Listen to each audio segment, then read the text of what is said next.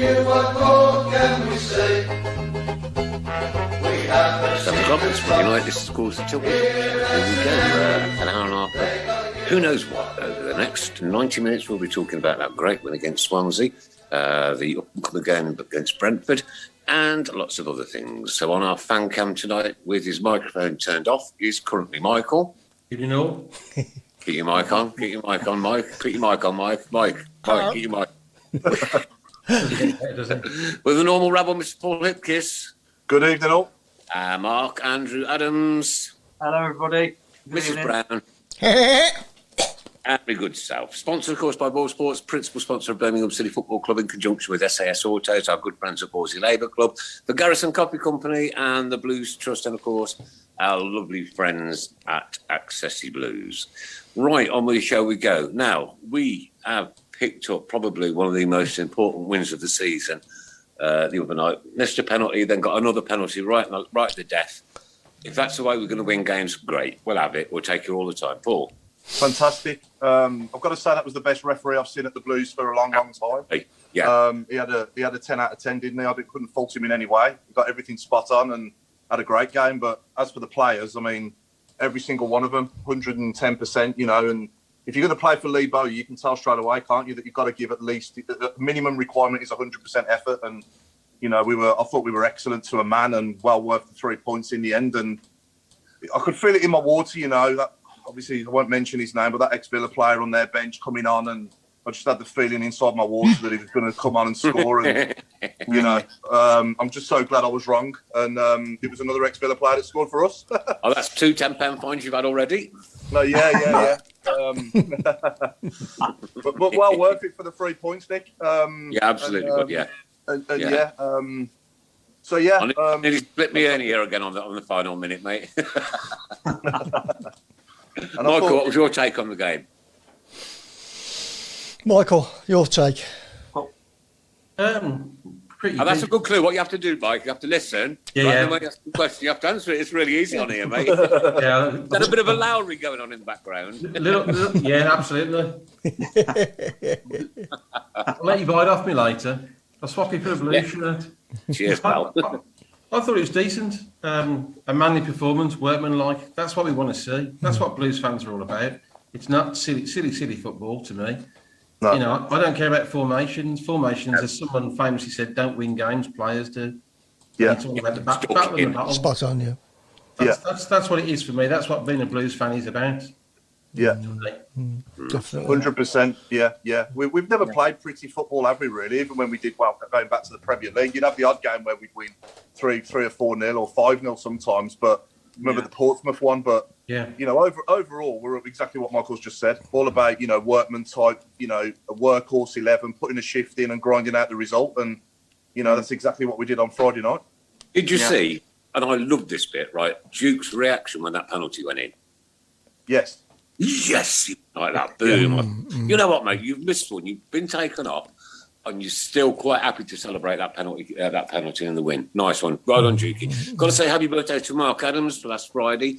Congratulations. I think you've just hit 40 now, haven't you? Yeah, it's quite old, isn't it? It's quite old. Hang on, I've just done my first 45. The whistle's blown on my first 45. Ah, right, okay. Good five. I think it looks a lot older. There you go. Hey? What? You're related to Linda?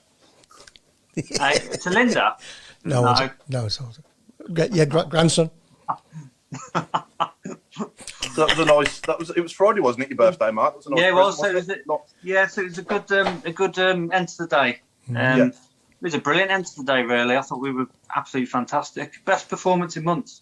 I've got to say, and I'm sure people can relate that have got kids to sleep in bed when we're playing these night games because they're a nightmare when you're at home. No. And when we scored that penalty, you know, I had to do the quietest, most passionate, loudest celebration known to man. Right, when we get back in studio, Paul, I'm going to bring in my sound meter and we're going to see who can shout the loudest out of all 4 of us. Definitely me. It can't be any louder than me when the Blues score, honestly. I think, my mum and dad know about it and they're about 2 miles up the road, Nick, can I just say that we're currently 5 Cardiff 0. Sheffield 5 Cardiff 0.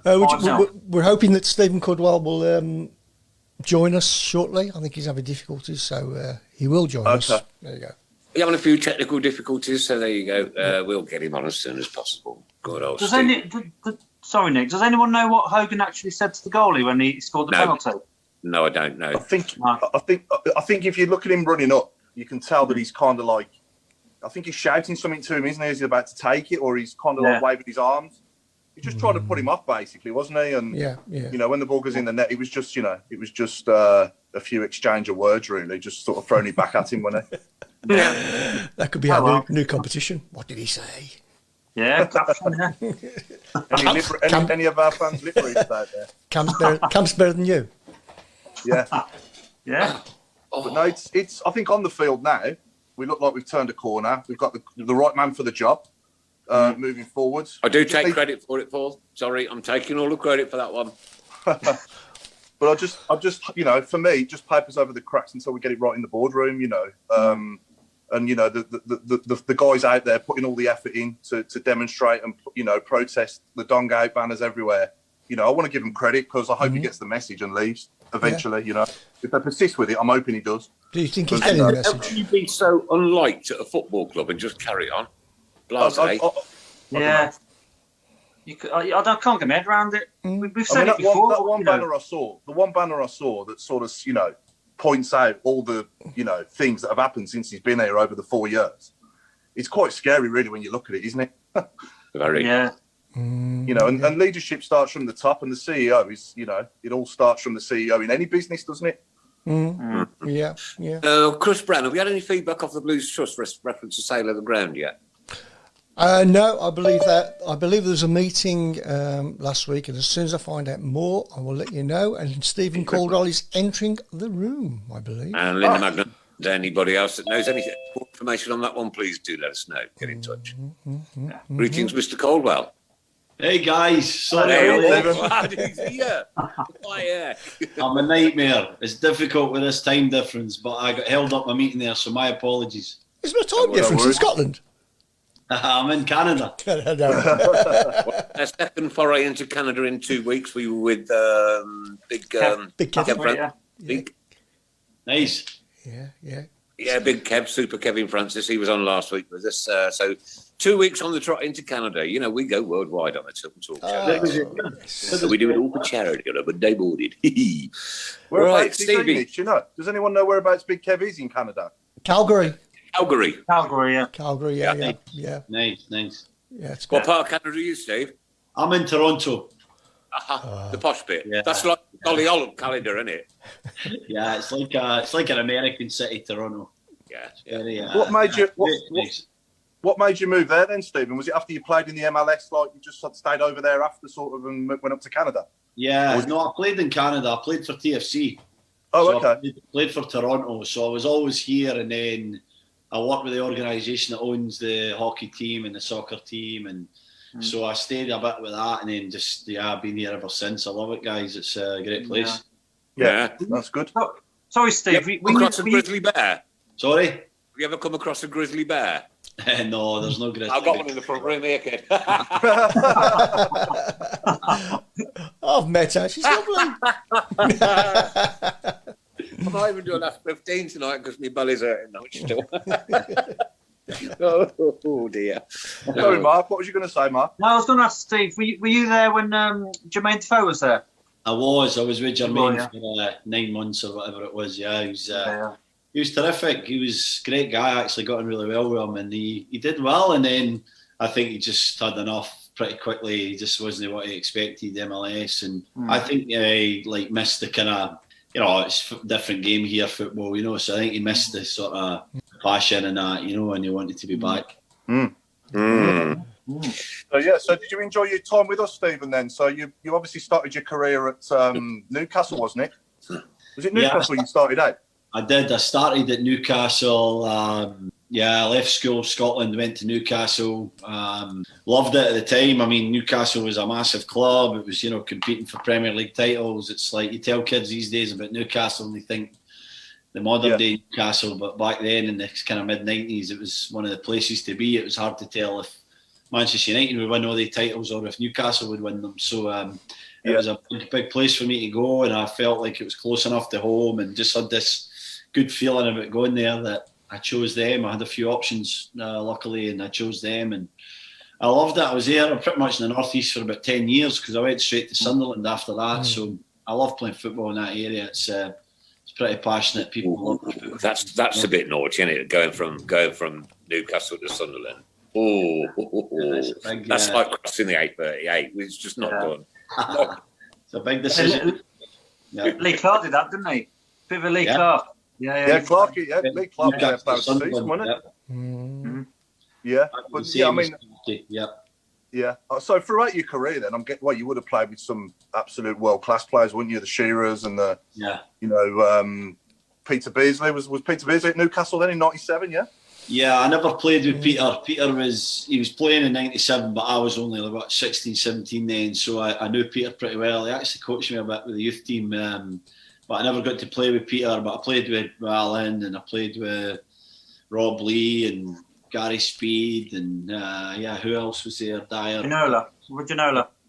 No, I never played with Ginola. Bit young for that as well. But I saw the guys. I used to go down there when I was a kid, when I was like 14, 15, and be part of the match day experience and that, which before I signed, and it was just amazing. What a time to be in Newcastle and you can imagine. Be part of that group of players. Yeah. And who was your club as a kid? Who was your club? Go on, Paul, get up again. So I was just going to say, who was your club as a kid growing up, like that you supported? Celtic. I was a Celtic guy. Yeah, my uncles were a big Celtic guy, so they used to run supporters buses and stuff like that. So I was always going to Celtic games, and I kind of quickly realised that my dad always used to say you can't support a team if you're a football player, and that. So I really had that mindset, and I've carried that on. I love the teams that I played for, but I'm not. You look at the team. You got Newcastle, Sunderland, Blues. They're all like sleeping giants, aren't they? And they're all in the doldrums, each and every one. It's not your fault, is it? There's no kind of link there, is there?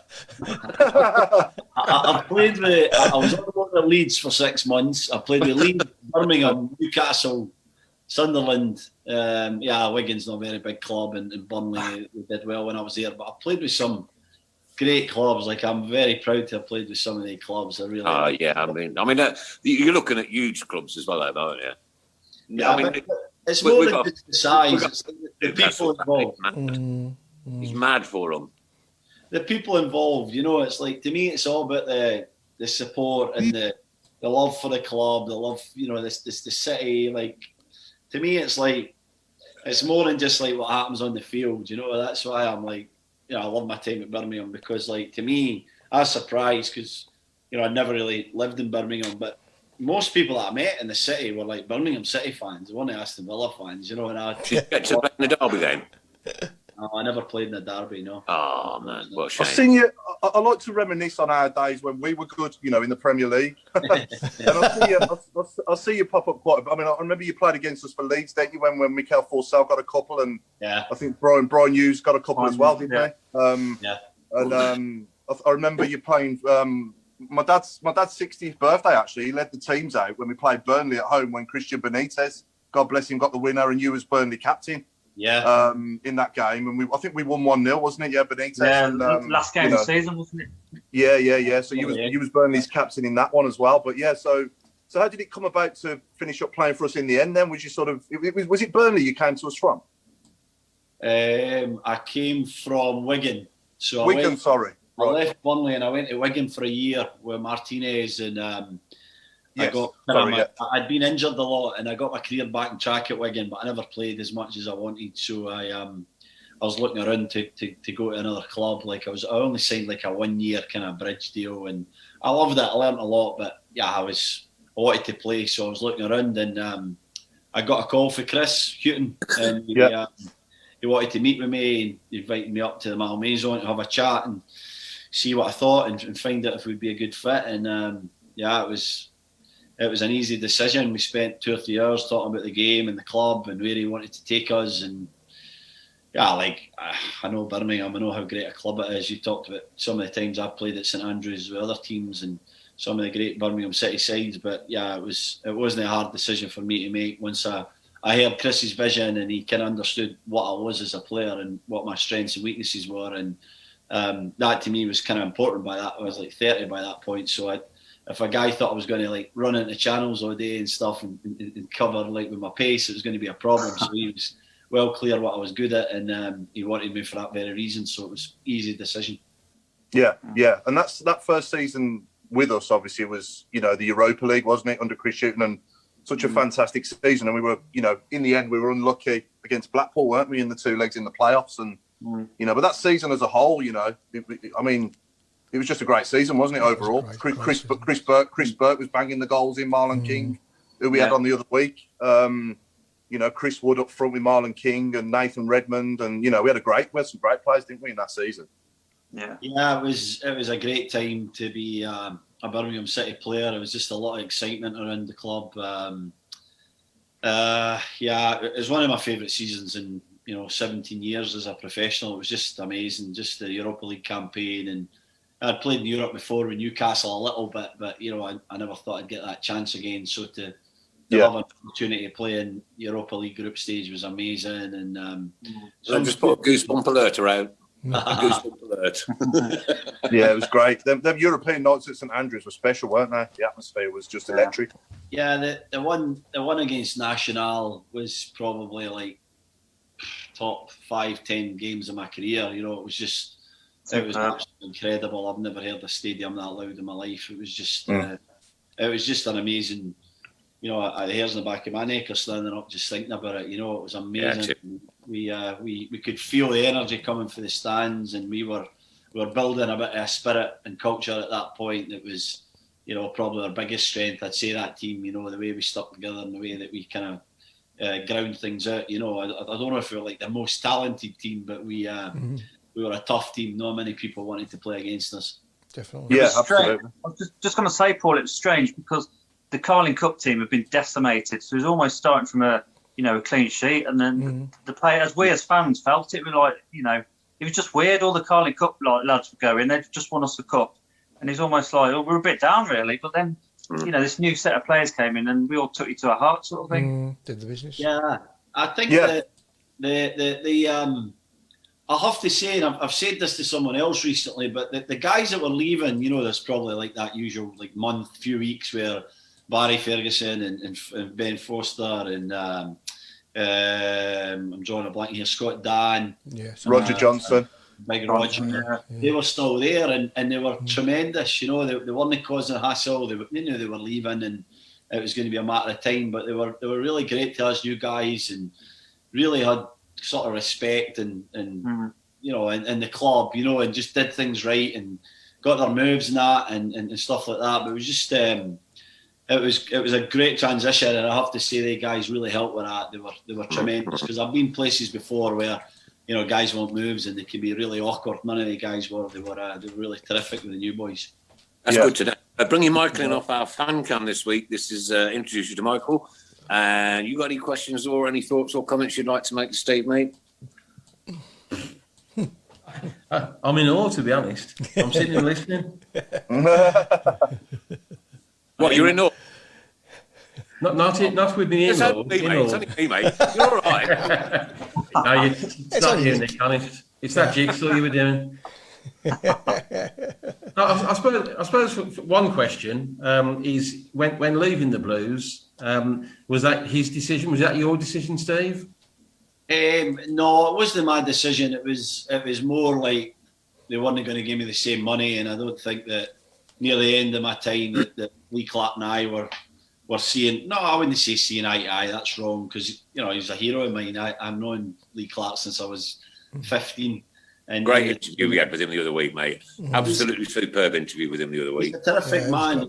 He is. He's a terrific man, and he's done a great job at a lot of teams, you know. But it just never worked that year, you know. And there's no hard feelings. When you get older, you realise it can't always be perfect. But it was very different for Chris Hughton's Birmingham City. So it was a tough year, and I was really drained and burnt out after that year. You know, it was very kind of traumatic, and like I was really shocked. I thought we were going to win the championship at the start of that season, after the season we had before, and you know, we signed a couple of, on paper, some great guys, Dan Ambrose and Hayden Mullins, Logan Cranz. You know, I thought, wow, a couple of 3 great additions there, and with the guys that we've got, we'll win the league. You know, and then it just never worked out. And yeah, it's disappointing because I got on really well with Lee, but it just never happened. And so it was obvious that I was going to leave. And I can't actually remember. I don't think there was a contract offer on the table, but I wouldn't have signed it if there was, because I needed to go. It just it wasn't. Not Blues related, but the Grizzly Bearers finished my jigsaw. So when you first signed for Blues, just for a bit of fun, like, was there many good and bad initiation songs? There's a lot of new boys, wasn't there? I mean, God, we must have brought in, I don't know, 6, 7, 8 players. So it took us a while to get going, actually. But a great bunch of guys. Like I've always said this, but like when you wake up on a Saturday morning, you've got a game at 3 p.m. and you kind of know what you're going to get off your teammates, and efforts on as a minimum kind of thing. You feel good about the game, and I very rarely woke up in that first season unsure about what team we were going to take the field. I just knew that we were going to be committed and we were going to compete, and we're going to give everything to win the game. And we played like that the entire season. We played some great stuff, and we had some proper men involved in that team. Absolutely. And I particularly stand out for me. I mean, yourself and Curtis at the back, and in the middle, I really enjoyed watching Wade Elliott that season, and Chris Burke down the right, Redmond down the left, and Wood and King up front. I'd say to this day that's the best team we've had since we were relegated 10 years ago. Absolutely, I think you're about right. I think you're right. Some top players there, like Wade's a very good friend of mine. We played at Burnley and Birmingham. We got really close at Birmingham. We actually lived together in the second season just to because we were hanging out all the time. So a very underrated player, Wade Elliott. So smart, really Brilliant. good finding space. Yeah, I was surprised his career didn't really take off, to be honest with you, because you could see he'd got it, couldn't you? Yeah, I don't know. He's probably like 30-something when he got to Birmingham, but he was terrific at Burnley as well, and he had some offers to leave, but we just got promoted, and they gave him a great deal. And yeah, he should have played. He should have played 100 times in the Premier League. He was that good, but just never got it for him, Some of his goals as well stick in my mind. I mean, the one at Leeds, I think it was in the cup, wasn't it? That was an absolute worldie. Yeah. He got one against Middlesbrough as well, when he chested and volleyed it on the edge of the box. That was another world. He scored some special goals, didn't he? Yeah, he did. And in Europe, Yeah. Was it Crystal Palace that season as well that we give a pretty good hiding at St Andrews? And I think Chris Burke got a couple, and I remember Fahy as well getting a great goal as well in that game. He had a good season that year as well. Keith was really good. He was so consistent that year. Yeah, we had strength in depth. We had a great first 11 and quality players to come on as well to replace the first 11 as well. Like you say, it was usually the first 11, wasn't it, every week? But then, you had quality players on the bench as well to come on, didn't you, if required? Yeah, we never had a massive squad, but we had like you said, 5 or 6 like really good kind of subs or whatever, or guys that could come in. So we were consistent. I think the number of games cost us in the end. I ruptured my adductor at Ipswich, I think it was, and I missed the playoffs, and Bose broke his finger, Bose Myhill.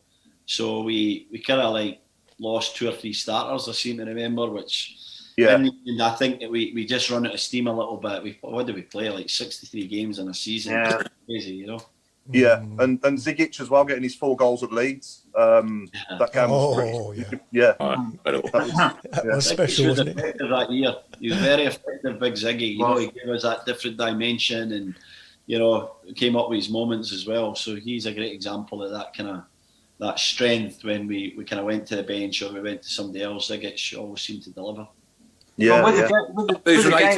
Game's just finished, guys. Sheffield 5, Cardiff 0. It's not good. Oh, thanks for that, Nick. I was going to say, going back to that era, us as fans used to go to the games, and it was actually enjoyable. It wasn't a chore to go down the Blues. It was actually, you'd look forward to every game because you knew you'd see some goals. Those are the days. Those are the days. Unlike now. Knew what you was going to get there, didn't you? Yeah. Are we getting any? Sorry, God. Are we getting any comments coming in from our viewers? Because I can't see any. Yeah, there's anyone else. Yeah, it's quite loud. Yeah. Right. Okay. Because I can't see any at mine for some reason. Which is Here we strange. go. I'll try to keep an eye on them for you. Okay. Yeah, no worries. But Craig's asking me to ask you. Craig Courtney's just asking. Can you ask Stephen about the Bruges game and what it was like when the players walked out to the sound of Keep Right on 8,000 plus Blues fans having the ultimate party? It was wild. Two of my buddies actually went to that game. One of them was a big Man U fan, and he's followed Man United everywhere, but he wanted to come and support me and watch the game. And he's been everywhere, like all over Europe with Man United. And he said it's the best European trip he's ever been on. He's not even a Blues fan. He just said it was incredible. They got in the boat and they came over and they enjoyed the city and then went to the game. And it was an incredible night. It was just to have that level of support behind you, and a good Bruges team. We played really well. We obviously got that late goal, which just put the cherry on the icing on the cake. So it was one of the special nights. Like I had to that season. Like Chris was always trying to rest me in the Europa League games, and I was like begging him, please play me. He's like, oh, no, 30 plus. Take a rest, you play at the weekend and the championship. I really want to play. So a couple of times, I don't think it was that one, but a couple of times I managed to persuade them to put me in the team and play in the games, because they were just such great games to play, and it was a special time. And who would we have had in your? I'm just trying to think who would have played instead. Oh, it would have been probably Pablo Ibanez, wouldn't it? Pablo was the kind of replacement there. I don't know who else would play there, actually. I don't think Curtis got injured that season. I think he played nearly every game. He was immense, wasn't he, that season? We had a good partnership. We just we kind of complemented each other, our styles of playing. We came up with a real kind of way of playing where I played a little bit higher and sort of like attacked everything, and he covered with his pace, and it worked really well. Yeah. Was he the best player you played with at the back? Best centre-half partner you played with in your whole career, or was there someone better? No, I played with Woodgate at Newcastle. Woodgate was absolutely John. He was ridiculous. Sorry, guys. I called you. Woodgate had everything. He had pace. He could read the game.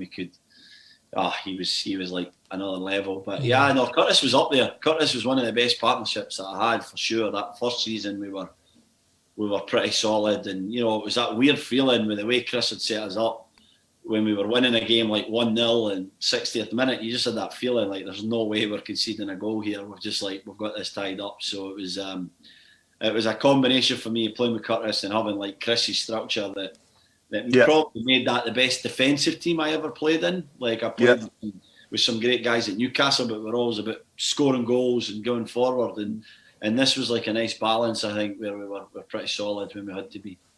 Yeah. Okay, in from Linda Magna, here we go, back onto the football ground again. We definitely have an ACB, which is an asset of community value, an ACB in place. Birmingham Council was slow when we renewed Blues Trust. We're in correspondence about it. Almagier has written a good piece today, which he has liaised with us about. Keep right on. And thank you to all those who joined last week, 9 new members. It does mean that the land can only be used for football purposes. Shops, houses, it stops them from being built on the ground for now.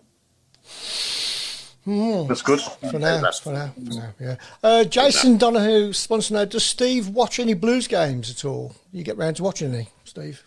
I don't actually. I don't watch a lot of the Championship guys. Unfortunately, it's kind of hard to get here. Although I have caught them now and again, but I keep in touch with some fellas. So I'm glad Lee Boyer's the manager. I played with Lee at Newcastle for a season, and I know him, and great guy. And I think you guys will tell me better, but I don't know if the last guy, Karanka, was the right fella for the job. So I'm glad he's gone.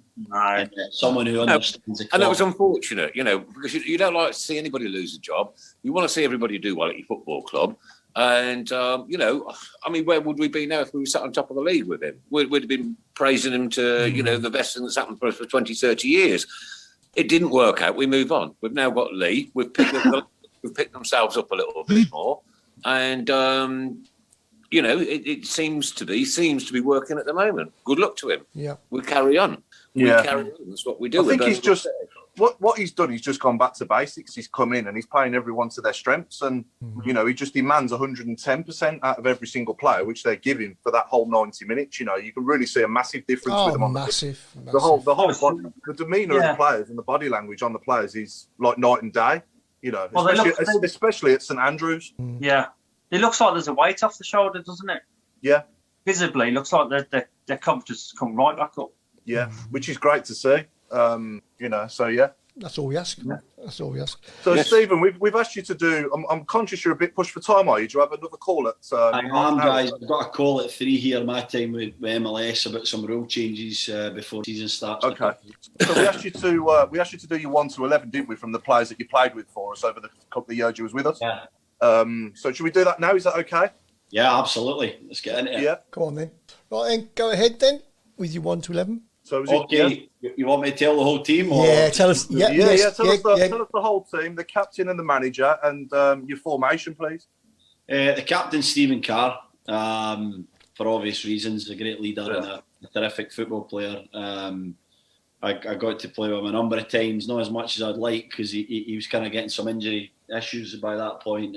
But great man, great player, great leader. Chris is obviously my manager, Chris Hutton. One of the best I ever worked with, really so diligent and organised and taught me a lot about structure and leadership basically and the kind of way to coach, you know, and be true to yourself. And I thought that he did that better than most. He was he just did things his way and people loved it. It was very clear what he wanted.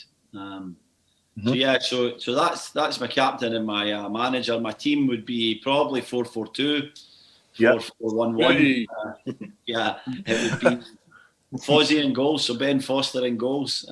It's quite a tough one for me, that one, because I only played with Fozzie a little bit, but he was so good that I had to put him in there. And no disrespect to Bose, who was terrific as well behind Curtis and I for that season, but Fozzie was special. Fozzie had everything really, you know, and one of the best I ever played with. Right back would be Stevie Carr. Left back would be David Murphy, and again another tough one because I was between Reggie and Murphy, and I kind of probably played more with Murph, but Reggie and I played together a bit, even at centre back together sometimes. So. He was a great player, but I went for Murph because I sort of played a bit more with him. And then the centre backs would be Curtis Davies and Pablo Ibanez. It's just a brick wall, isn't it? It's a brick wall. Curtis was, you know, we don't need Donald Trump to build one. You've just done it. We talked about Curtis. You know, he was so consistent, and he was come up with a goal. He could defend. He was very good. So Curtis was an easy choice. Pablo was great guy and was actually a really good defender and sort of like, I guess he was like the third centre half a lot that season, but definitely a guy who I respected and got on really well with. He had that horrific injury and bruise, didn't he? I was going to say, oh my God, I'll never forget that. I thought he was dead, man. He was just lying there on the ground. And he was just like so still. It was a horrible moment, real sick feeling in the stomach. Yeah, that was. Yeah, I remember that. Yeah, it was crying. Now was it Endor? It was Endor when it was crying. He was crying. He was. We had to get him together. He was like losing it, poor guy. Yeah. And then we 10 minutes later, he was awake. He was fine. Yeah, I had to miss a couple of weeks with concussion protocol, but he was absolutely fine. Like when we got in the changing room, sort of 10 minutes later. So that was a relief. But yeah, a good solid defender and someone who could be consistent. Midfield, Burkie on the right. Chris Burke was the player of the year that season. Just unbelievable, his performances. Just run all day and assists and goals. And I think around about that time, one of the best players that ever played for Birmingham, in my opinion. It was a spectacular season. On the left would be John Beausejour. Oh yeah, he was good. Yeah. Sort of between left back. He's probably a wing back, Beausejour. He was like not quite a winger and not really a full back, so he's just kind of in between. But back in the days when we were spoilt for choice on that left hand side, John played a bit higher. And then my midfield two would be Keith Fahey, who I thought had a terrific season, and was in many ways an underrated player. He was really Keith. He was very good at what he did. And then Spector beside him, and I kind of Okay. had specs in the side because, yeah, he was again, he was just one of the guys you want in your team. He could fight, he could grind it out. He played a lot of games at right back in Stevie's absence, but then he played central midfield as well, so I put him in there. And then for the top two, I'm going to go with Waby as the number 10, Wade Elliott, in between the lines, which was his biggest strength. Just kind of played off the left sometimes, didn't he? But whenever he found that space between the lines, he used to, such a smart player. I love trying to find him in there. And then Marlon King up top. What a team. Good Marlon. Yeah. What a team, yeah. And would you say, Stephen Gill's asking, I've just had a comment come in, just asking me to ask you, Stephen Gill, one of our fans, is asking you, can you ask Stephen who his favourite gaffer in his whole career that you played for was? Would it be Chris Hughton? He's up there, guys. He really is. It's like you think back, and I really got on the best with Chris. I got on really well with Ryan Nelson when I was in Toronto. It was more a friendship than a kind of manager-player relationship because I was older by then. But I really got on well with Chris, and I really respected him. Sir Bobby Robson taught me so much, of course, but me and him trying to get in the team back then, we would have our clashes. So I always think of what I learned from some of these guys. You learn something from everybody, you really do, good and bad. But yeah, Chris was a great guy, just a terrific human being, and I think that's a very important thing because then you go that extra yard or two to try and do the best for somebody like that. And Chris was a guy who we always wanted to kind of like deliver for, Yeah. Wayne wants to know, ask Steve, what was his best St Andrews moment and how much does the crowd make a difference? The crowd make a massive difference. But when it's full, it's like one of the places to play. My best moment, probably National game. It's not really a moment, it's a 90 minutes, but it was really special. I just never expected it. It sort of like came out the tunnel that game, and it was rocking. And I'll never forget. Dennis was our kit man. I can't remember his surname. A great guy, and Dennis came in at the end, and he said, "I've not seen it St Andrews like that for many a year." And it really stuck with me. I just felt like really like privileged that I played in that game. Goosebump alerts. I think it was one of those. I think it's one of those occasions where you just knew, most of the stadium was Blues because there's hardly any, away fans. It was unique. It was surreal. It was fantastic. It was rocking. Yeah, and it was amazing. Like young Nathan scored first, and a lad from Birmingham come through the academy, and the roof nearly came off, and I just think it was kind of so sort of poetic that he was a guy that kind of started. Once we scored that first goal, we knew we had the beating of them, and it led to, probably second would be the Bruges game at St Andrews, which was a tremendous match, where we came back and we nearly won it. We should have won it, but yeah, it was national just for me. And who were the biggest jokers around in that squad, in that group of players? Would you say it was the best? Any funny pranks or stories you can tell us about? I think I headed too many balls, guys. I can't remember a lot of the stories. I don't remember like feelings, and it's funny. I can remember like the most minute things about a game, and then you kind of forget all the other stuff. Who would be a joker in that team? It actually wasn't really like a kind of joker team. It was like we just kind of got on with it and did our jobs. I love the city. I lived in the city. I lived right in the city for 2 years. My kids were in Newcastle at school, and so they were coming up at weekends and that. So I had a couple of different apartments in the city, and I just loved being around Birmingham. It was a brilliant city, just an amazing year. And then the second year, not so great, but yeah, it was more about the performances on the field. But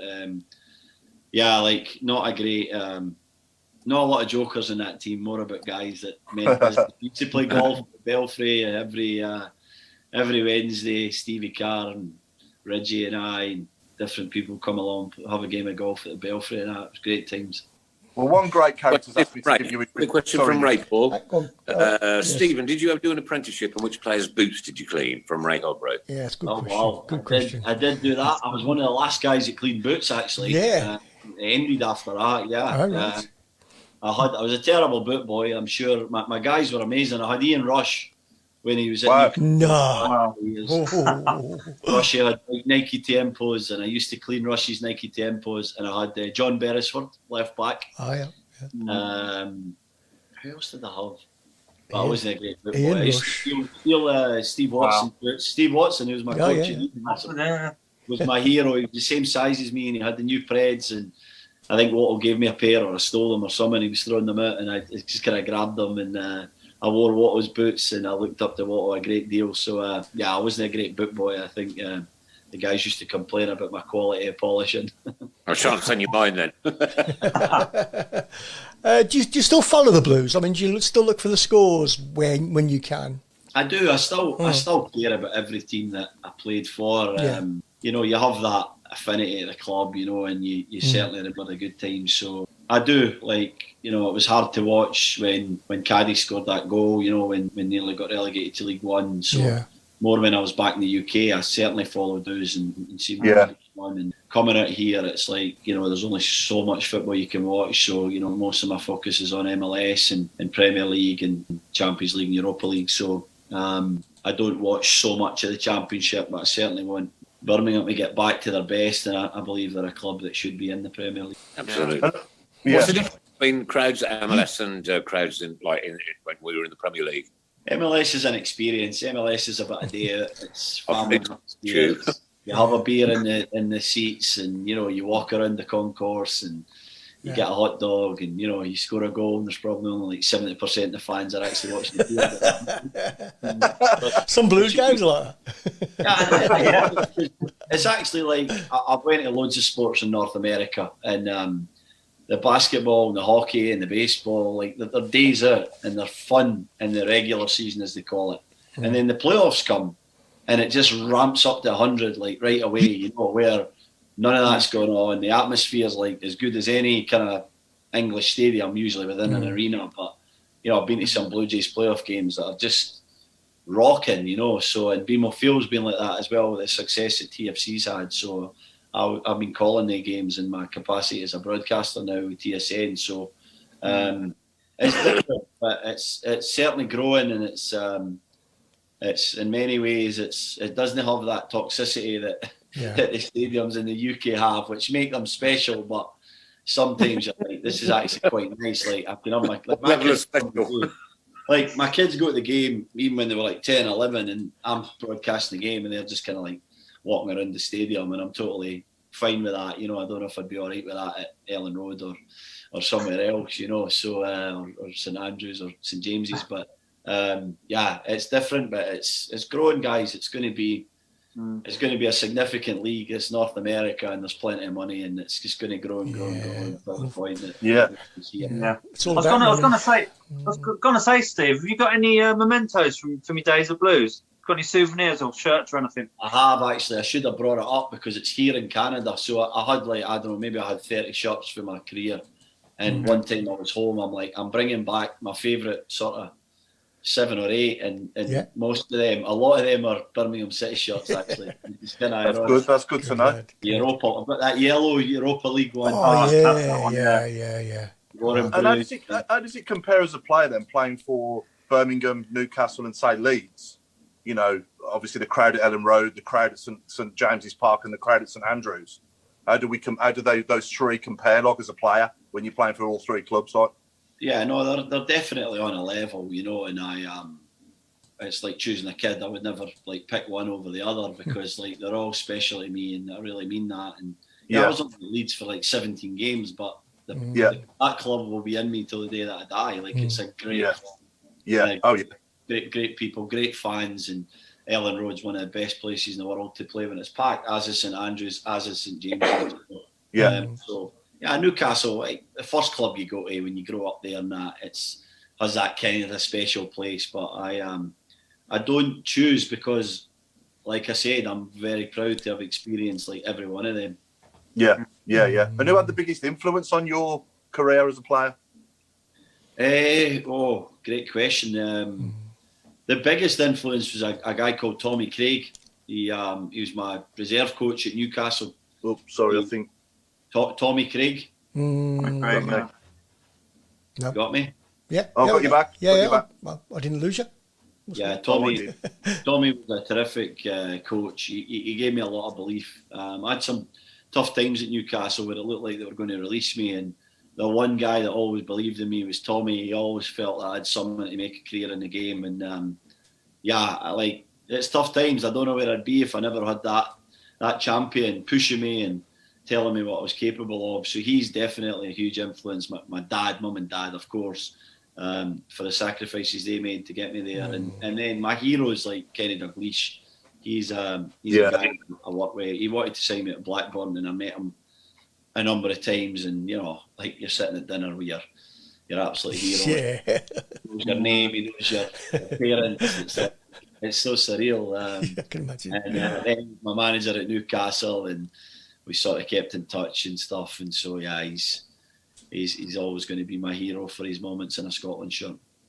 Right. Michael, are you still in awe, or have you got any more questions? No, I was just about to chip in then, if I may. I just wanted to know, Steve, who's the toughest centre forward you've ever played against? Oh wow, yeah, Henry for sure, Thierry Henry. He was unplayable. Like he could do everything. He could kind of come off and receive it, and he could go in behind. And he was strong. He was powerful. He was smart. He was unplayable. Like he's probably the one guy I was like, I don't know how to stop this guy. He's just like hanging on for dear life, just hoping that he doesn't have good moments. I think I got him at his best a lot of times as well. I played in that game that they always show where he scored the 4 goals against Leeds at Highbury, where they had the invincible season, and that was just a remarkable team. But yeah, I was lucky. I kind of played against them all. I sort of like played against Ronaldo, and I played against Rooney, and I played against Van Nistelrooy, and Kanu and Bergkamp, and on and on. Like the list is long. So I'm very fortunate. Never played against Messi, unfortunately. My brother did, so he's got that on me for sure. But he played against Henry as well, and he said, back then they were pretty much neck and neck around about 2006 when he was at Barcelona. So yeah, great moments. One that you guys will not be happy with, but I played against Juan Pablo Anquel when he was at Aston Villa. Oh yeah, yeah. I couldn't believe the good guys. He was everywhere. Yeah. He was good in the air. He could finish. He could press the whole back line. He was such a good player. He was a good player. Good night, Dave. Yeah. Moving on. I sort of remember games. Like I played against Boxic when he was at Middlesbrough. Alan Boxic as well. He was special. Oh, Yeah. He had size 5 feet, guys. His feet were like this. Yeah. He was 6'2" and his feet were tiny, but he was a genius. His feet were like he had such soft feet. He was some player. So I just remember the moments, the games, usually when you're getting embarrassed, but to me it's like such a privilege. You play against these guys and you experience them, and there's not a lot of people that can say that. Ray wants to know, question for Stephen, do you have any regrets from your playing days? No, I don't actually. Nope. Very, very little. Like I could always think you could always think of some, but I sort of I wish to play at Ibrox or Parkhead. I never got a chance to play at either stadium in my entire career, and yeah, if you had said that to me at like 16, 17, I would have said certainly I will at some point. I never played any club football in Scotland, which was weird as well. I nearly went to Rangers once and never quite happened. And actually, Alex McLeish was the manager. He almost signed me at Rangers, and never happened. But yeah, it was no real regrets. Like played with my brother with Scotland. Like played for Scotland. Played for some great clubs. Played at Wembley. Played at Hampden. Like ticked a lot of boxes. So I'm pretty privileged. Definitely. Would you? I mean, I know you settled in Canada now. Would you ever consider coming back to England or Scotland, or are you sort of happy now? Yeah. You're set. I would always consider it, because I think that if you have aspirations to coach, I've just started coaching with the Canadian men's national team, so I'm an assistant there, and I love the game. Like I think I've got a lot to give the game. I've got a couple of businesses as well, which kind of gives me that diversity, which I enjoy, because I think that at this point I like using my brain as well a little bit. So yeah, I would always consider it. I'm very settled here, I would say. But if the right opportunity came along, I just know what I'm like. You know, I just like, I'm very passionate about football, and if somebody calls me up and they've got a project and they know what I can bring to that project and it aligns with what I feel my strengths are, then usually I do it. Like, I'll tell you guys a funny story, but I nearly never ended up in Toronto. Like, they wanted me to come right after my Blues career in May, and I needed a break. It was a tough season. My family were living in Newcastle, and I said, no way I can go in May. And my agent said, well, call Ryan Nelson and see what, explain it to him. And I got on the phone, and for 10 minutes, he was just so compelling that I agreed to go to Toronto in 2 days' time. And I went in May, and I went through May and June, and, it was one of the best decisions I made. So I'm always like, I always get influenced by people that kind of like get me going, get me passionate. So if chance came in England or Scotland, I would consider coming back. I can think of some good Canadian footballers in my time, but who are the best? Who are the best now?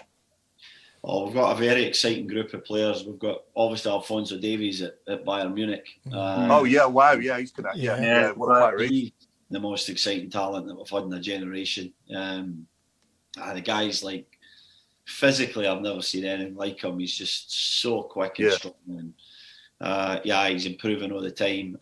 We have Jonathan David, who plays for Lille in France. Yeah. Like number 9/10. He's banging in the goals, at top of the league in Ligue 1. So he's close to. He went there for I want to say like 20-25 million. So his next steps, like, to me, like League or the Premier League for sort of 40 or 50 million, and I don't think he's too far away for that.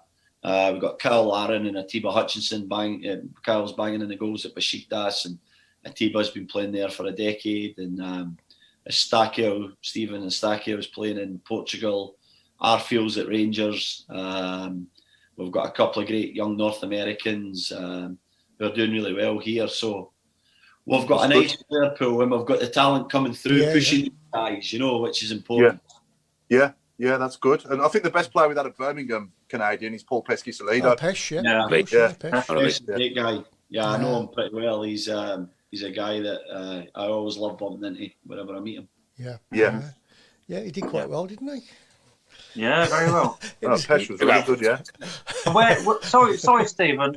Where do you stand with the World Cup sort of qualifiers and stuff? How are you doing with Canada?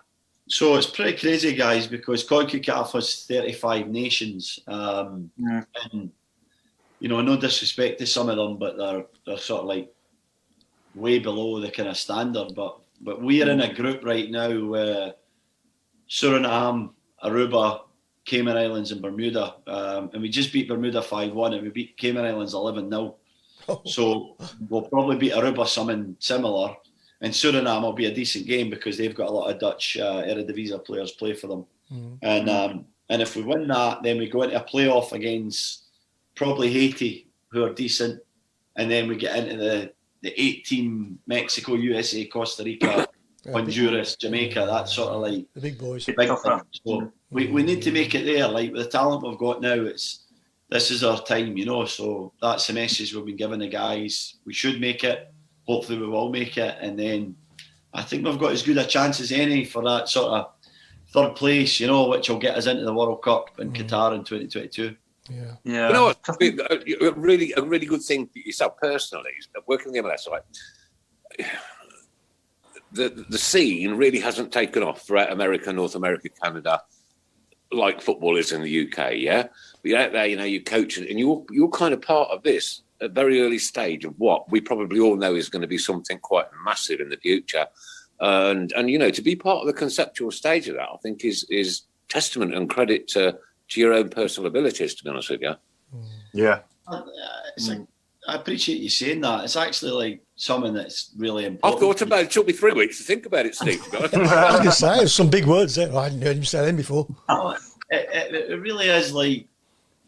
There's some things that very much frustrate me about football, soccer in North America, and you're pulling your hair out at times, but it's also nice to be somewhere that are kind of pioneering something, and, the national team's got a group of players that can do something significant, and I've watched TFC grow from being, this little 18, 20,000 seater stadium when I first got here to 30 plus, and hoping to host World Cup games in 2026 and signing some big guys and that. So there's something to be said about being part of something kind of not at the beginning, but really at the kind of growth spurt and at the stages where we're starting to see significant change. So it's amazing, and I say this all the time. You guys might laugh at me and that, but this will be the biggest league in the world, and I don't know how long it'll take. 10 years, 20 years, 50 years, but like, no disrespect, but people want to live in Miami and LA and New York and Chicago, and this is where the money is, so eventually,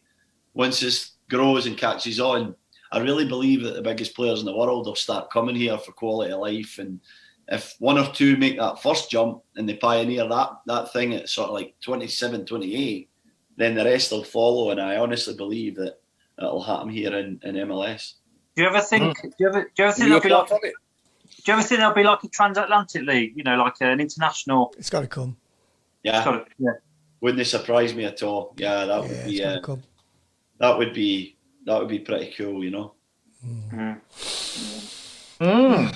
We're quite aware of the time as well, Stephen. So I know that. Do you know what? I was going to say the same, Chris. To be honest with you, you've got to shoot off soon, haven't you, Stephen? I do, guys. I'm really sorry. I've enjoyed the I don't think it's been an absolute pleasure to talk to you. Thanks for giving up your time, mate. Appreciate it. Cheers for that, Steve. Anytime, guys. Thanks. It was a pleasure. And good luck. Boys and girls, the one and only Mr. Steve Caldwell, thank you so much for your service. Thanks, Steve. Mate. Good luck with Canada We'll catch until up you play. again Good soon, luck with mate. Canada until you play England. Cheers, guys. See you If soon. you start there in about another 12 months, we'll catch up with you again, Steve. All right. Sounds good. See you guys. Be a pleasure. Bye. Cheers, Stephen. Cheers, mate. See you, buddy. What a very nice man. What a very nice man. What a very, very Absolutely. nice man. What a very Hey, nice I man. tell you what, never know what to expect from these interviews. And No. I was thinking Steve Caldwell. I'm trying to rack my brains. Oh, yeah, of course, he was with us in the Euros and the and he's just been so fluent in his answering and what have you. That And was he's really Scottish good. as well. Scottish as well. We can understand him. Yeah, and he didn't charge the show. He didn't The charge only us anything. No. He never said murder or girls. The only thing we didn't do with him on was the ooh. I know. Oh, yeah. I was trying to push it. Let's do it You see me now. going like this. Yeah. That means who? Yeah. We can still do it though, can't we, Chris? Yeah, we can Our still do it, viewers yeah. can still try and get it. But the clue is that Stephen played with this guy. Okay, here we go. Yeah. Okay, I think we're on day 4 of our pre-season tour. I know a lot of people are obviously wondering what happened yesterday in the game. First and foremost, I think it was a very good team performance. What was that then? Give people a little while on that. Michael, Yeah, should we get on to it's your 1 to 11? Come Got your 1 to 11, Michael? I have. I mean, let's have a laugh. How dare you? How rude. We're rude. 1 to 23, We're actually. rude. So what year are these between? What was your first game? Tell us what your first game was first, if you can remember. 1875. Cheeky bugger. 1985, Leeds Blues. Leeds Blues. Leeds Blues. Oh, yeah. It was the day of the Bradford fire. Yeah. So Oh, everyone horrible remembers day. that. And we lost one of our youngsters, didn't we, that day as well? When a brick that's wall fell right, on him. We So, did. yeah. The worst game I've ever seen. Yeah. Hated it. I didn't go for a This long is- time after that, Michael, to be honest with you. No. that was a Right. this is a horrible team. horrible So this day. is a team made up of players from 1985 to the present day. Onwards. Yeah. Yeah. And there's, basically, if I can just find it. Okay. Manager to start with. Bald Eagle, Jim Smith. Okay. Yeah, Loved him. Brilliant manager. Good bloke. Captain, where's my list? Right, Captain Robbie Savage. Captain. Yeah. in.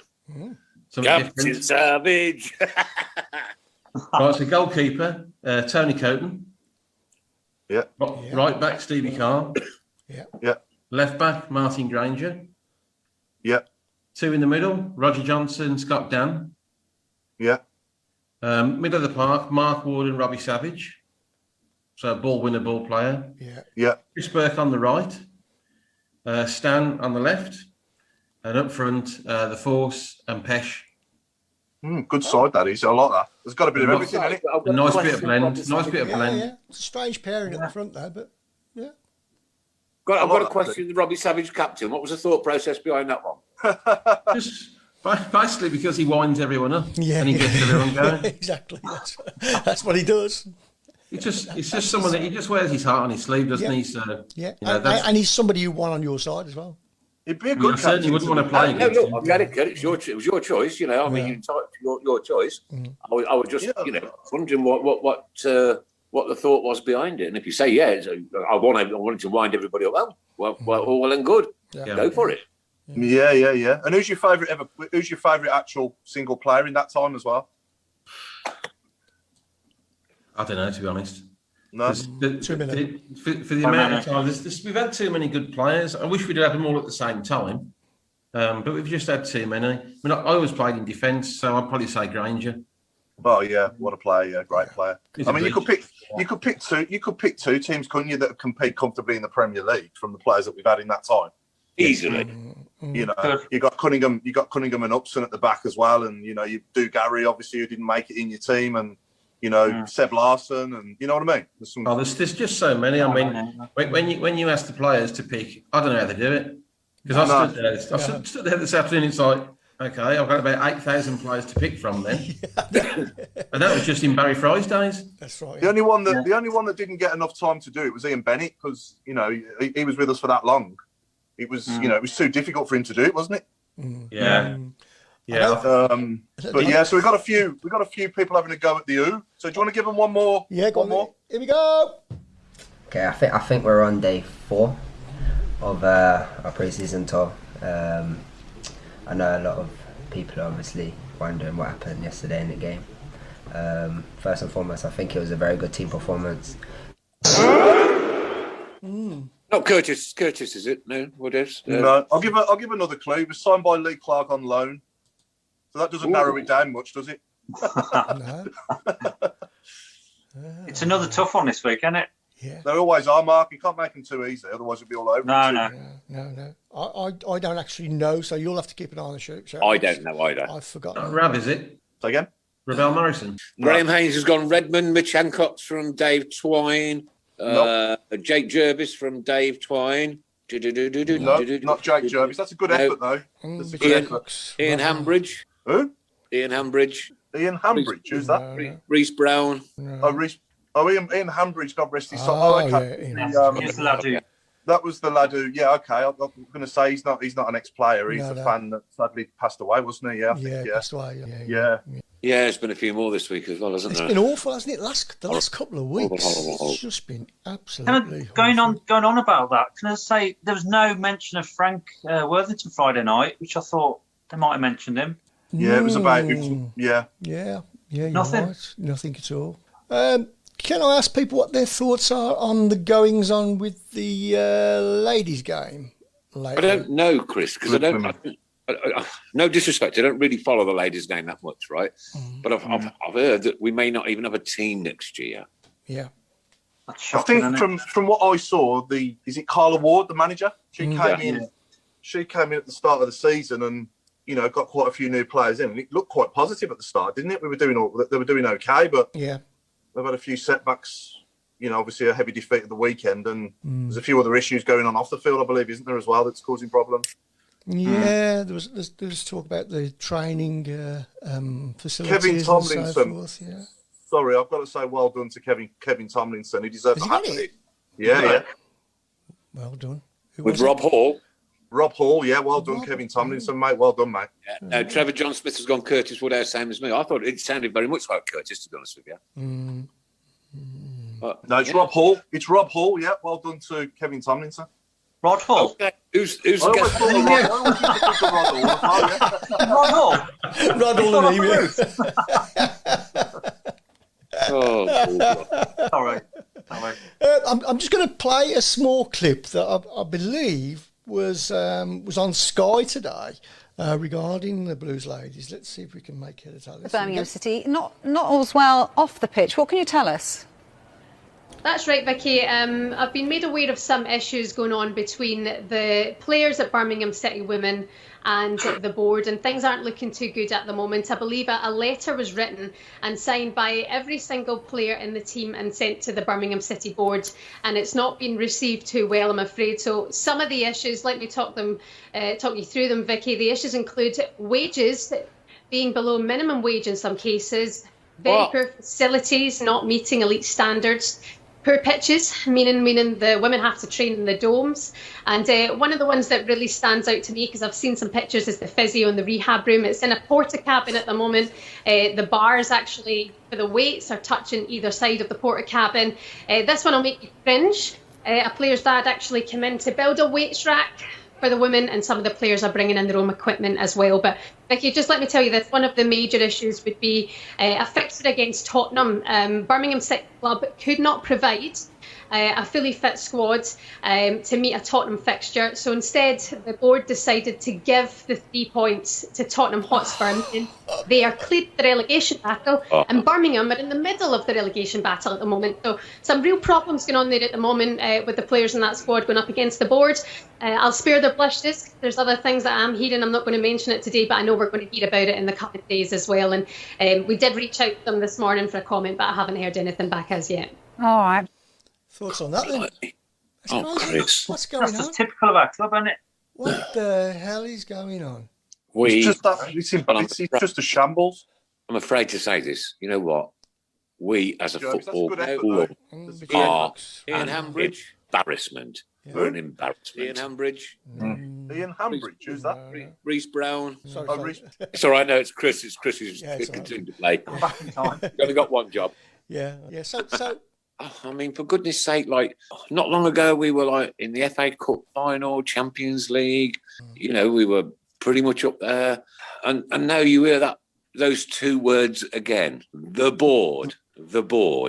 If that board doesn't pack up and go, God help them when fans get back in that ground. I can tell you. And you know what? That's a bad thing for me to say, but oh my God, It's just a shambles, Nick. It really is. It's shambles from not from top to I'm bottom. going to be really honest, honest, Paul. I'm going to be really honest. I didn't hear that Sky clip until just right. I am just mortified. Oh my God, what are we doing? We're paying less than the minimum wage to what? And a porter cabin. They went out in the 70s. I liked Linda's analogy last week. We're just a handbag, aren't we? That's what we are. We're a handbag. And to the board, we're a handbag. We're just an accessory. that's right. Yeah. And nobody's putting their heart and soul into it at director level or above. In the ownership, and that's what it needs. You're running a business, for God's sake. You need to run it properly, otherwise it's going to fall apart. We've advertised the protest billboards. Yes, we have, Wayne, and we'll continue to do so until this lousy, vile, horrible board go. Sell our football club to somebody worthwhile, and let's carry on with being what we are. Go. I've got to be honest, I can't really see the ladies' team, the women's team, being carry around. I don't think they'll be around for much longer. I can't. Even if they just let somebody else, even if we have the same ownership with a different CEO, let's try that. Would you want to turn up for less than minimum wage? Come on. No. No, not when it's your job. It's wrong. Well, I doubt they've even got a picture of Lowry behind them. No. Painted matchstalk men and dogs. Oh, mate, I'll tell you what. I mean, before Dong, we had Panos, didn't we? Panos Pavlakis. It was nothing like this. It wasn't great. Don't get me wrong. I'm not saying it was run perfectly, but it was a lot better than this. Definitely. Dong's not a CEO, though, isn't he? Dong's a puppet. Dong's a bit, yeah. He's not a CEO. Yeah. No, that's right. And surely the problem that could arise is that whilst we've still got these people at the top, we could just swap Dong for a Ding or a Ming. Yeah. It's got more chance of Ming than Ding. Yeah. No, it's true. You know what I'm trying to say. I have an answer for that, but I really don't. I know, yeah. Really, I'll say it up there. But yeah. Yes, you're right, Chris. And until this club gets sold lock, stock, and two smoking barrels, I'm afraid this will continue for probably my entire lifetime. Yeah. Just Pete Taylor just says even we had a decent side porter cabin in Little League at Ward End Park in the early 90s. Oh, it's just embarrassing. It really is. But yeah, it's all, we're all the same club, as someone said earlier. We're all the same club, the ladies, and Yeah, absolutely. We all bear the same name of Birmingham City. Well, I mean, there's a lot of other clubs who make sure that the women's team goes from strength to strength, but we're the complete opposite. We're just letting it die. Yeah, I think you're right. I don't think the expectation and we're not a deluded fan group, are we? We don't expect to be in the Champions League and winning the Premier League like some fans up the road. However, we do expect to be at least mediocre. Do you know what I mean? Mediocrity, get to that level. And we've seen it in the Premier League. We got to mediocrity in the Premier League on a regular basis, and I'd take that. I just hope that one day I can see that again. But will I ever see that again? I don't know. Or we got to 9th in the Premier League. That wasn't mediocrity. That was damn good. Yeah, well, it's mid-table. Anyway. That's what I mean. That's we won the Carling Cup. We were in Europe. That was damn good. Yeah. Unfortunately, the rot had started just prior to that with Carson Young and his haircutting business. Yeah. So I'm afraid we could all do with right now, but he'd make a bomb, wouldn't he? Oh, I'm just embarrassed. Honestly, I really am. It's not good. Anyway, let's talk about things. Brentford, Tuesday night. Paul, predictions, please. 1-1. 1-1. Mark. I was going to say 1-1 as well. I think we'll get a draw. Michael, without his microphone. No, it's still on. I'm having a few technical issues. I'm going to be brave. 2-1 Blues. 2-1 Blues, Chris. Oh, that's usually what I say. I'm going to go... Chris. Okay, I'm going to go 3-1 Blues. I'm going to go 2-0 Blues. Yeah. There's nothing to be scared of. Now we've got a bit of confidence. And the thing is, you know that going into that game, they're going to have a go. Yeah. Which is a few weeks ago. All we asked for, Mark. All we asked for. Here we go. They're coming in. Right. Jason McDonough, 2-0 Blues. Paul McCarthy, 1-0 Blues. 1-2 to Graham Hines. Not to Graham Hines, but to Brentford by the look of that. 2-2 Trevor Smith. Jason Hughes, 1-2. 2-1 Blues, Nigel Mann.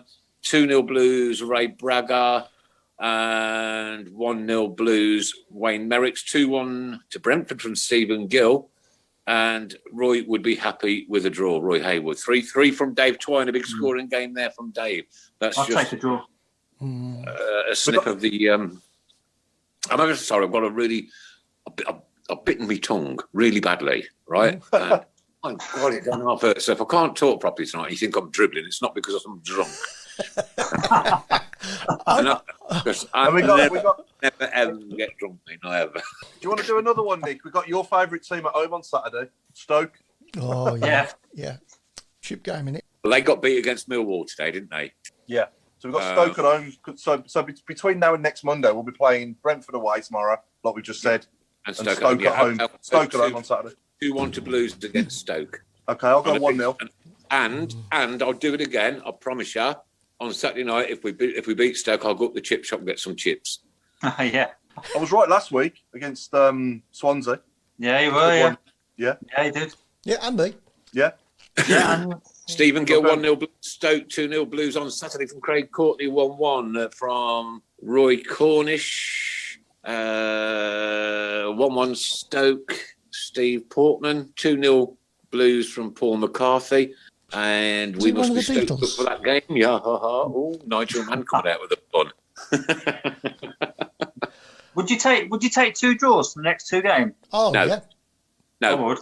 I'll tell you what I would take, Paul. Mark, sorry. Yeah. I'd take them 2 wins. Rotherham have gotten beaten again today. Wycombe beat Rotherham today, right? I'd take them 2 wins because then we've got to play Rotherham, haven't we? Mm-hmm. Yeah. And if we that's another 6 points, and I don't care what they do, right?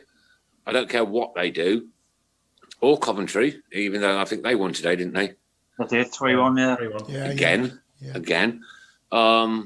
My only interest is Birmingham City. I'm not bothered about any other team. I don't care who goes. I wouldn't care if Stoke went down. I don't care if Derby go down. I don't care. I do not care. I just want Birmingham City to consolidate their place in the Championship this season, and then with Lebo with a closed season and see what we can do from a management perspective, right? Nothing to do with the board. The board have got to keep this out of this, right? Keep your noses out of football because you don't know a thing about it. No. Absolutely. It just shows you, though, looking at where Derby are now, it does show you, doesn't it, how brutal this league is? Because, they were in the playoffs. Well, look where Stoke are as well. I mean, what are they? Were they 11th yesterday or something like that? I'm not sure. No, I think they've been down there, haven't they, for most of the season? Yeah, That's why they were proper down there with us last season, weren't they? Yeah. Sorry, yeah. Can you just say, Mark Ireland says, any chance of getting Chris Burke on? Craig, work your magic. And on the subject we just talked about, the ladies, more appalling PR for the club. Yeah. Yeah. But for Sky to report something as degrading as that and as horrible as that. Oh, I'll tell you what is a good sign though. There was no press conference with Dong when Bowyer was appointed, was there? No. He doesn't want in there, that's why. Has there been any word from Dong since Has he still got his porter cabin down at the training ground? Exactly. Probably not in Yeah, with the girls at the moment, isn't he? You do, mate. The women have moved in. Yeah. It's just a mess from start to finish, honestly. It really is. Mark Harland, we're working on Berkey as we speak. Nice one. That's good. Dave Twine says, I read that Derby could still have points. We've got to not think about that. We've got to just do the job. Haven't the EFL decided not to take points off anybody during the pandemic? Possibly. That's bear that in mind, because you can see all these other clubs just getting away with it. Right, we got our 9-point punishment. Yeah, we nearly went down because of it, but expect everybody else to get away with it. Another thing that's been talked about, and there's been a few comments on here about consortiums and clubs raising money through schemes to ride the club. The thing is with that, I don't think people realise that it's not a millionaires game anymore regarding it is a multi-million billionaires game. You have to sustain you have got to have a lot of money. And they talk about Jasper Carrots and Trevor Francis. You've got to have a lot of money. Like you have though, and they're very, very rich people, very, very, very, very, very rich people, but they're not rich enough. Breaking news: Wolverhampton Wanderers 0, West Ham United 1. Right. Ooh. Slap-a-dingo, slap-a-dingo. Do you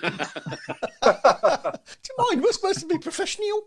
Jesse Lingard. Lingard. When I was invited to come on.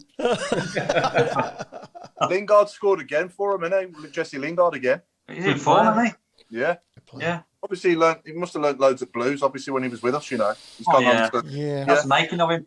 Yeah, too right. No, but I mean, going back to the fans thing, you know, you have to be, like say, a multi-millionaire and you have to sustain it.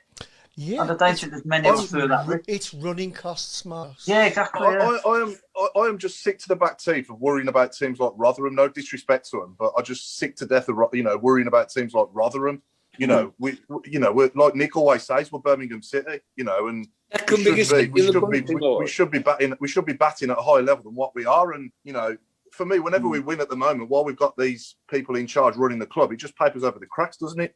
And we've got a good manager there. I think we've got a manager now that could take us forward and take us potentially back to the Premier League eventually in time. He's got enough about him to do it, I think. How much do you think all this is affecting him and maybe the team, if any? I think from where Bowyer's come from at Charlton, obviously the budget was a lot lower at Charlton, and dare I say it, they're probably in a worse position in every aspect than what we are. So for Bowyer, it's probably a step up, isn't it? Obviously, but I don't know. I just don't know. Well, think about how much it affects us, Paul, and what we hear. We've heard that report of Sky News today. You know what? I'm rock bottom now. After that win against Swansea, right up there. Now you hear something like that, you're brought back down again within a day. Yeah. Huh? We were all on such a high.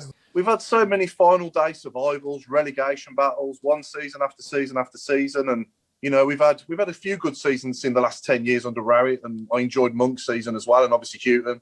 But overall, it's just been batting our, pitching our wits, trying to stay in the league, isn't it, all the time? And I'm just fed up of it now. We need to move on from it. Yeah, it's just zero ambition, is that? No, no ambition whatsoever. It'd be quite nice to be a normal club. Yeah, just a couple of years of normality. It's normal. It's never going to happen in Birmingham City. It's never happened. No. It's never happened. Okay, we're into the last 5 minutes of the show. Actually, I didn't really realise that. With beating Swansea the other day, Swansea, right? And my son has bought himself a barge. He's now going to live on a barge on the canal for the rest of his life. So tonight, for the last 5 minutes, ladies and gents, anything to do with waterways and football. Waterways and football. And I'll go with Swansea as a starter. Because you see, on the canals, don't you? Can I say Danny Drinkwater?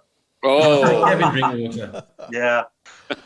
Cogs are turning now. I can see them on Mark. Yeah. Can I say Didier Deschamps? can you say who? He was known as the water carrier.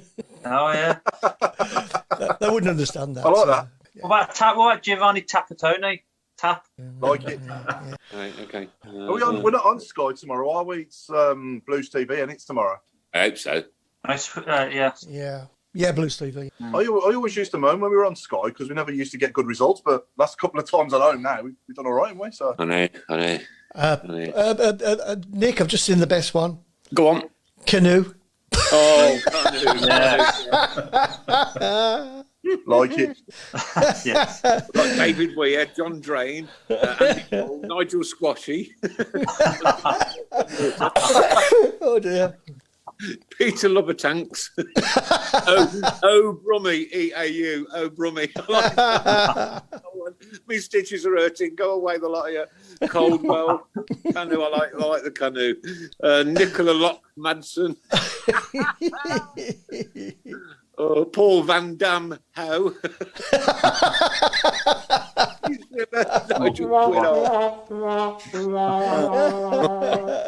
Scott Dam. Love it. Scott Dam. Yeah. Oh, maybe. What about Argentina? Argentina. We've got Ricky Otter. Ricky Otter.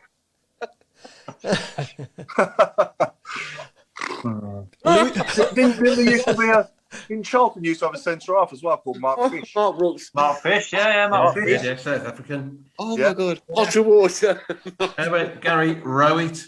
Like it. Yes, Gary. Row it. Yeah. Oh dear. Otter. Oh, you got the national side, Argentina. Yeah. Oh dear. Wayne, what about Wayne Bridge? Yeah, Wayne Bridge. Mediterranean nafty. It's a good one. Maradama. Love it. Oh, this is quite a good one. Leak. Oh. Yeah, that's brilliant. Leak. Oh yeah, I like it. What do we make of his performance on Friday, Lecco? I think his best performance since he joined, to be honest. Yeah, I think so. Overflowing Martins. I think we've got to play there. I think we've got to play there. You know, with the right coaching. I think if we can, if when he gets into threatening positions, if he can be coached properly to, provide the right ball at the right time, we could have a good player on our hands there. Yeah, definitely. He's fine for the Charlton and the Bayer. What about Harley Dean? His last. I think he's come on and he's found his captaincy again at the minute, hasn't he? Well, I thought him and Roberts were excellent on Friday night. Really good. And that's the most threatening. That was the most threatening I've ever seen Mark Roberts' throw-ins as well since he's been here. Yeah. We actually won a penalty, even though we didn't score it. We actually won a penalty off one. Yeah. It is strange. He's still not liked by everybody, is he, Harley Dean? No, he's got mustard, hasn't he? We've got George Weir just coming. What about the most obvious one, Mark Sale? Yeah. Charlie Lake. If Dean keeps playing like he did Friday, he'll do for me. Yeah. Another good one from Red Christoph Tulgari. Oh, God. Blimey. You lot make my belly ache. You really do. Oh, crikey. Look at the time. Oh, look at the time. What, yeah? Well, what can we say? Flies, doesn't it? With the lap there. I know we should have done it a little bit earlier, but my God, that was funny. Right, okay. So 2 games before we meet again, then Brentford and Stoke. Let's hope we can sit here smiling. A week next Monday at 7:30. We'll be back at the normal time next week, 7:30. And we can pick up some points and start to pull away from that evil, horrible breaking news. Wolves 0, West Ham 2, relegation zone. Lots and lots of thanks to Paul Hipkiss tonight. Thank you very much. My pleasure as always. Keep rolling and as on, always, a good old Mark Andrew Adams. Stay safe, everyone. Have a good week. On our fan cam this week, I know he was a little bit dumbstruck earlier. He was a bit overall, but and that was keep going, Nick. Keep going. That's just you, Nick, because he watches you every week, Nick. He's I know. I mean, we need that Lowry to auction, don't we? We need that Lowry. Thanks, all. Michael, thanks Keep right ever on. so much for joining us Cheers, tonight. thank you. Well done. Thank you very much. Cheers, Michael. The one and only Chris Brown. Good night. And from myself, good night. God bless Kate. Take care. Keep right on. Let's hope 6 points next 2 games, and let's hope some decent, good news for a change, because not much on the horizon, is there, when you think about it? This has been the Talk Show, sponsored by Bull Sports, our good friends at SAS Autos, Bawsey Labour Club, and a good Garrison Copy Company with our good friends at Accessi Blues and the Blues Trust. If you want to join the Blues Trust, it's £5 a year or £20 for 5 years. Join in, have a voice, have your say. Good night. God bless. Take care. Good night. The Shanter Super Blues.